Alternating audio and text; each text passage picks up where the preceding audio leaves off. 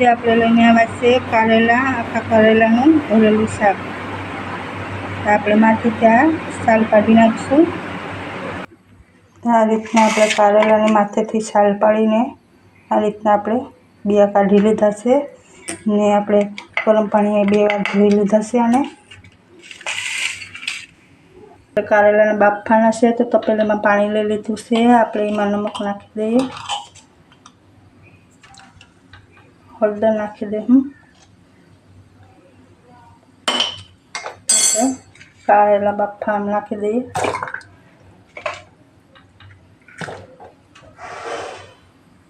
તો આજે આપણે ગાંઠિયાથી ભરેલા કારેલા બનાવવાના છે. બ્લોકમાં બનાવી ચાલીએ. અહીંયા મેં લસણ લીધું છે, આદુનો કટકો લીધો છે. આપણે અધકચરું કરી નાખીએ.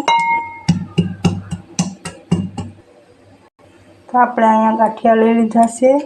એટલે મસાલો તૈયાર કરવાનો છે. આદુ લસણની પેસ્ટ નાખી દેવાની છે. આપણે એમાં વઘાણી નાખી દેવાની છે.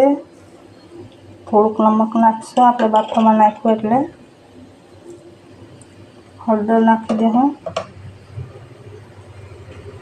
ધાણા જીરાનો પાવડર નાખી દઉં,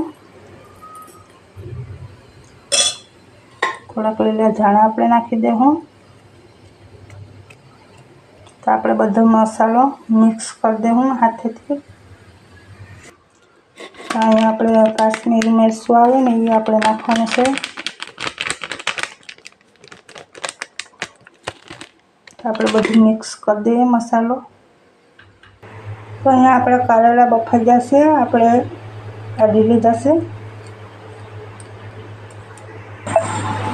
આપણે આ મસાલો બનાવ્યો છે એ ભરી લઉં કારેલામાં. આ રીતના આપણે ભરી લેવાનું છે. આપણે આમાં કોઈ પાણી કંઈ નથી નાખ્યું, ખાલી મસાલો અને ગાંઠિયા મિક્સ કર્યા છે. આ રીતના આપણે બધી કારેલા ભરી લઈશું. બહીને ભરી લઈશું આ રીતના આપણે આ રીતના બધા કારેલા ભરી લીધા છે. આપણે તપેલીમાં તેલ લઈ લઈએ. તો અહીંયા આપણે તપેલીમાં તેલ લઈ લીધું છે. આપણે જીરું નાખી દેવું વઘારમાં. વઘાણી નાખી દઈએ. તો આપણે કારેલા તેલમાં નાખી દઈએ. તેલ થઈ ગયું છે. આ રીતના આપણે કારેલામાં ફ્રાય કરી લઈશું.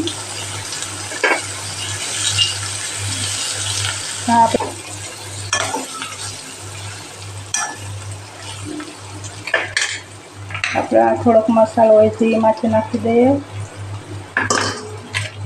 થોડુંક કાશ્મીરી મરચું નાખી દઈએ. અને ટ્રાય કરજો, બહુ સરસ લાગે છે. આ રીતના બનાવીને બહુ ભાવે છે. કારેલા કડવા પણ નથી લાગતા. તો આપણો મસાલો બધો પાકી ગયો છે. આપણે થોડુંક પાણી નાખી દઈએ ખાલી.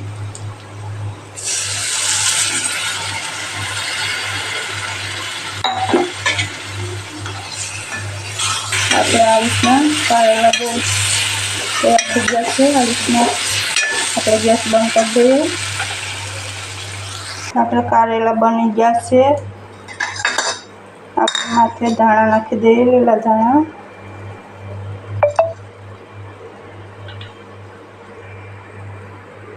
આ રીતના આપણા કારેલા બની ગયા છે. આપણે બીજા વાસણમાં કાઢી લીધા છે. તમે પણ એકવાર આ રીતના બનાવીને ટ્રાય કરજો, બહુ સરસ લાગે છે. તો તમને મારા કારેલા ગાંઠિયાથી ભરેલા કેવા લાગ્યા કોમેન્ટમાં કહેજો. લાઈક કરજો, શેર કરજો અને સપોર્ટ કરજો મારા ચેનલમાં. બધાને જય માતાજી, જય શ્રી કૃષ્ણ, રાધે રાધે.